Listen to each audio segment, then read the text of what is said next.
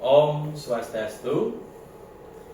Izin memperkenalkan diri, saya atas nama Catur Koko Prasetyo dari Prodi Pendidikan Agama Hindu semester 4. Di sini saya akan menyelesaikan tugas dari mata kuliah Psikologi dan Bimbingan Konseling dengan tugas studi kasus bimbingan dan konseling dengan pendekatan rasional, emotif, behavior therapy atau RIBT dengan tema kesulitan mengontrol emosi pada siswa. Di sini saya akan menjelaskan tentang latar belakang terlebih dahulu.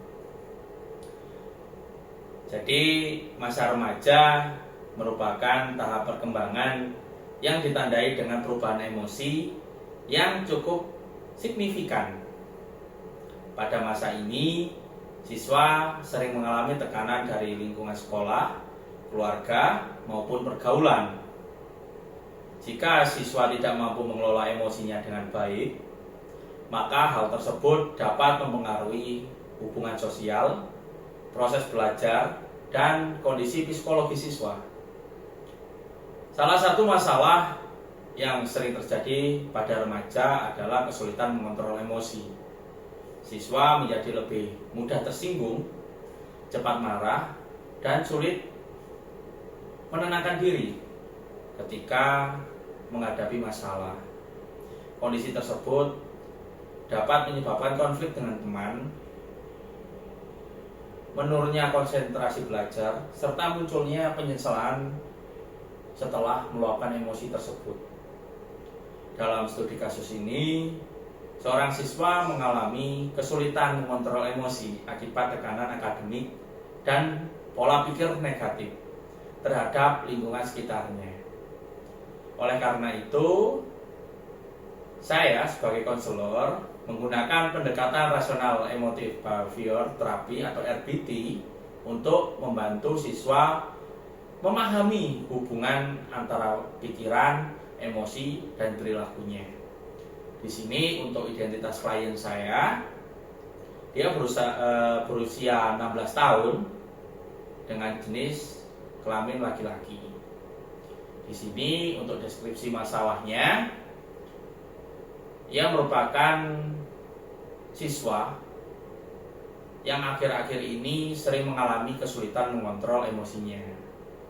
Ia menjadi lebih mudah tersinggung dan beberapa kali terlibat kesalahpahaman. Ia mengaku sering marah karena merasa teman-temannya tidak memahami dirinya. Selain itu, ia juga mengalami tekanan akademik akibat banyaknya tugas sekolah dan tuntutan dari orang tua terkait nilai pelajaran. Kondisi tersebut membuat ia merasa lebih emosional dan lebih mudah meluapkan kemarahan terhadap orang lain. Setelah marah, ia biasanya merasa menyesal, tetapi ia mengaku kesulitan mengendalikan emosinya ketika berada di situasi tertentu saja. Jadi untuk analisa kasus ini dianalisa menggunakan pendekatan rasional emotif behavior therapy atau RBT yang dikembangkan oleh Albert Ellis.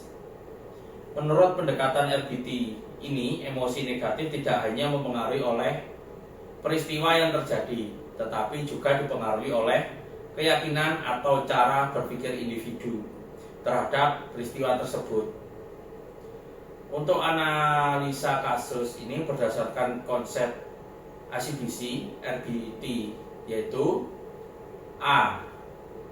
Teman bercanda berlebihan, lalu ada suasana kelas yang ribut, lalu ada banyak tugas sekolah, lalu ada tekanan dari orang tua mengenai nilai.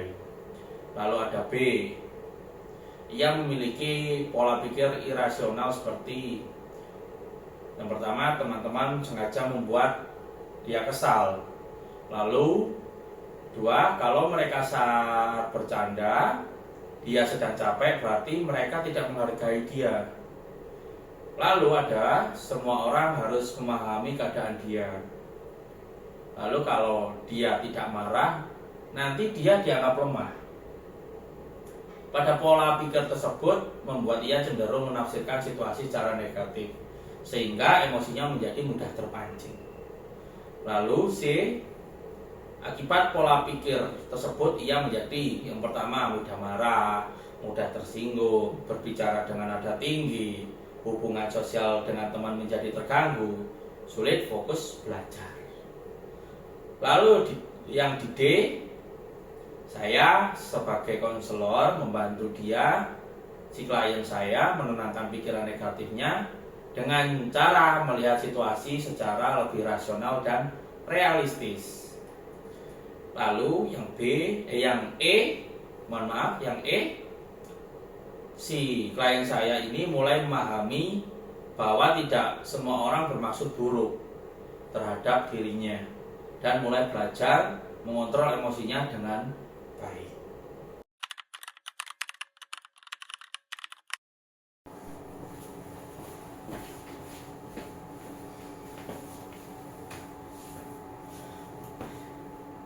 Om Swastiastu.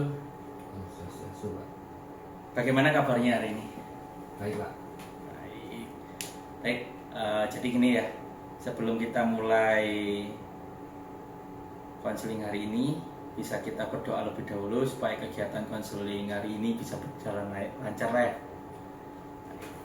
Oke, kita berdoa dulu sesuai keyakinan kamu. Doa mulai. Selesai. Baik. Terima kasih sudah mau datang ke ruang BK hari ini. Jadi semua yang kita bicarakan di sini sifatnya rahasia. Jadi nanti kamu tidak perlu takut untuk bercerita. Iya. Baik. Jadi kamu tujuan hari ini adalah konseling. Jadi konseling ini membantu kamu mengenali penyebab emosinya, memahami pola pikir negatif yang memicu kemarahan, serta melatih cara mengontrol emosi dengan lebih baik. Selain itu, Bapak juga akan membantu kamu belajar menggunakan self-talk positif, teknik relaksasi nafas, dan time out agar kamu tidak langsung bereaksi saat marah. Apakah kamu bersedia mengikuti proses konseling ini dengan terbuka? Iya, Pak. Saya bersedia.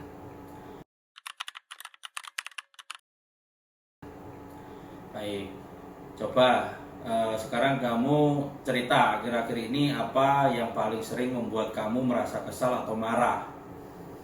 Jadi begini ya, Pak. Saya akhir-akhir ini tuh gampang sekali untuk marah, Pak.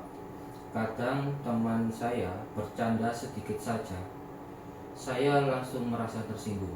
Oh, jadi saat teman bercanda seperti itu, apa yang kamu pikirkan?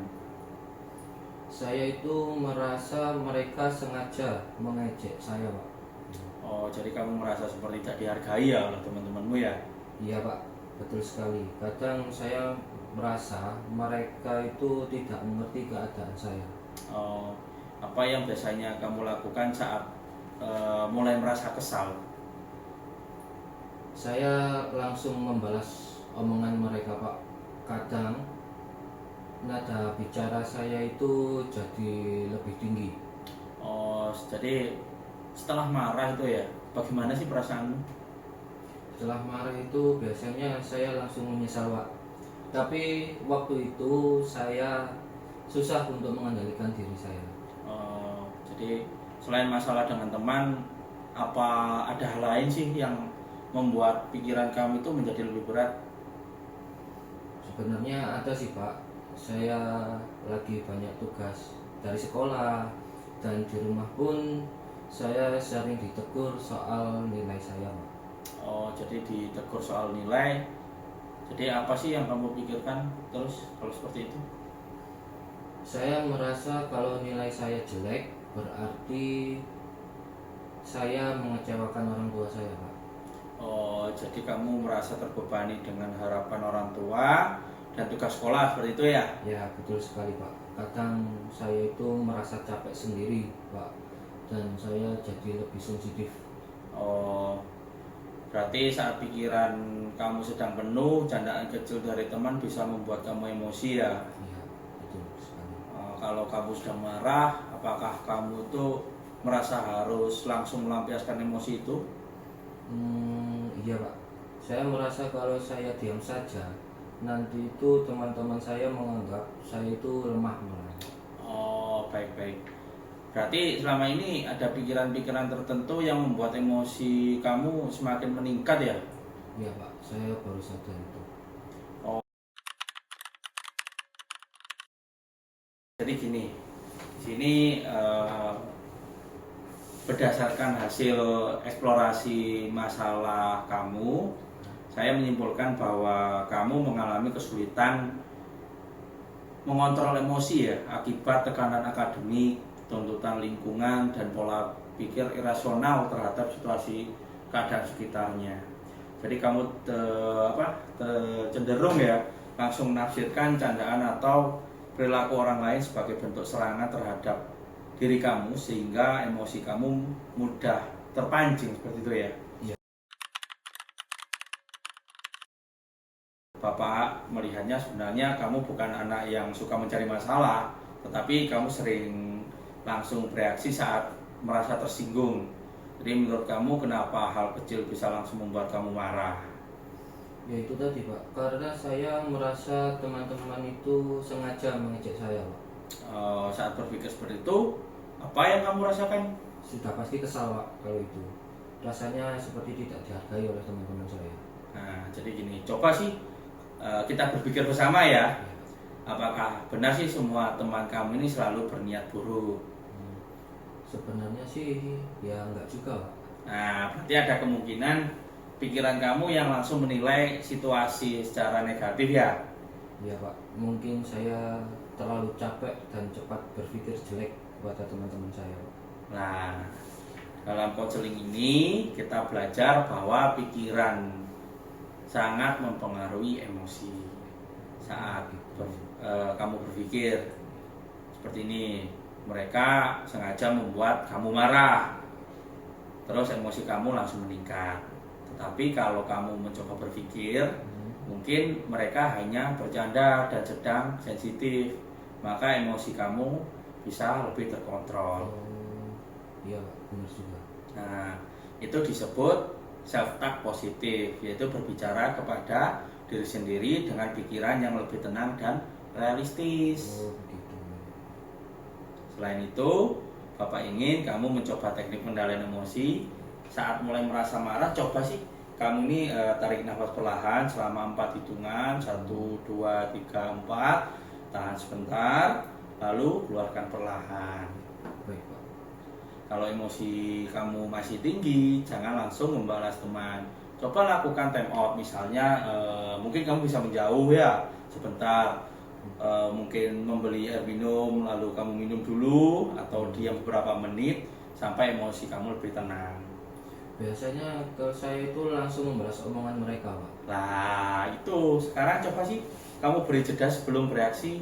Kamu bisa mengatakan kepada diri kamu sendiri seperti ini: saya bisa tenang, saya tidak harus langsung marah, tidak semua orang berniat buruk kepada kamu. Ya saya akan berusaha untuk mencoba Pak. Jadi setelah diskusi hari ini, apa yang kamu pahami tentang kondisi kamu sendiri? Jadi setelah konsultasi ini saya jadi sadar kalau selama ini saya terlalu cepat untuk berpikir negatif dan langsung mengikuti emosi saya sendiri. Nah, bagus sekali. Lalu apa yang kamu lakukan ketika mulai merasa bersalah?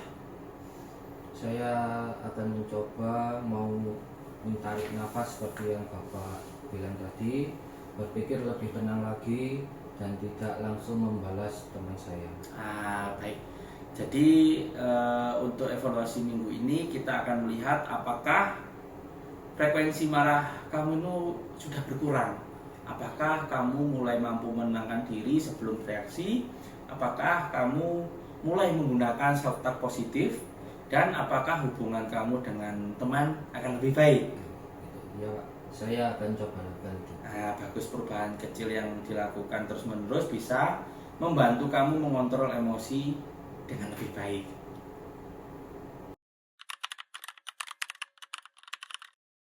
Untuk minggu ini Bapak ingin kamu mencoba mencatat situasi apa saja yang membuat kamu marah, apa yang kamu pikirkan saat itu, bagaimana perasaan kamu, dan bagaimana kamu mengendalikan emosimu.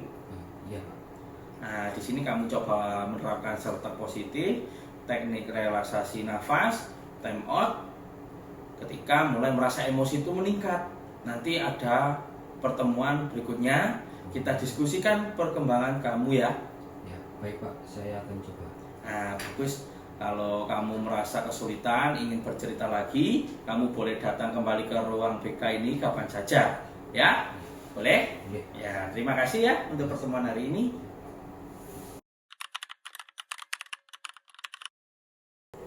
Baik, begitu tadi perbincangan saya sebagai konselor dengan klien saya yang berumur 16 tahun. Dari sini saya dapat memberikan solusi yang diberikan kepada klien saya dalam proses konseling. Yang pertama, saya membantu klien saya mengenali pemicu emosinya. Yang kedua, membantu klien saya memahami hubungan antara pikiran, emosi, dan perilaku. Yang ketiga, mengubah pola pikir negatif menjadi lebih rasional. Selanjutnya, melatih self-talk positif untuk mengurangi pikiran negatif. Lalu menggunakan teknik relaksasi nafas saat emosi meningkat. Lalu menerapkan teknik time out sebelum beraksi saat marah. Lalu melatih klien saya berpikir sebelum berbicara atau bertindak. Yang terakhir, melakukan pencatatan situasi pemicu emosi sebagai bahan evaluasi pada pertemuan berikutnya. Kesulitan mengontrol emosi dapat dipengaruhi oleh tekanan lingkungan dan pola pikir negatif individu terhadap situasi. Dalam kasus ini klien saya, emosi yang berlebihan muncul karena klien saya cenderung menafsirkan tindakan orang lain secara negatif sehingga mudah tersinggung dan marah. Melalui pendekatan RBT ini, klien saya dibantu memahami hubungan antara pikiran, emosi, dan perilaku. Klien saya juga dibantu mengenali pola pikir irasional serta belajar menggantinya dengan pikiran yang lebih realistis dan rasional. Selain itu, klien saya dilatih menggunakan teknik pengendalian emosi seperti self-talk positif, relaksasi nafas, dan time out agar mampu mengontrol emosinya dengan baik. Dengan adanya proses konseling dan tindak lanjut yang dilakukan secara bertahap, diharapkan klien saya mampu mengurangi frekuensi marah, meningkatkan kemampuan mengontrol emosi, dan menjalin hubungan sosial yang lebih baik dalam kehidupan sehari-hari. Sekian tugas bimbingan konseling saya dengan klien saya akhiri. Om Santi Santi Santi Om. Terima kasih.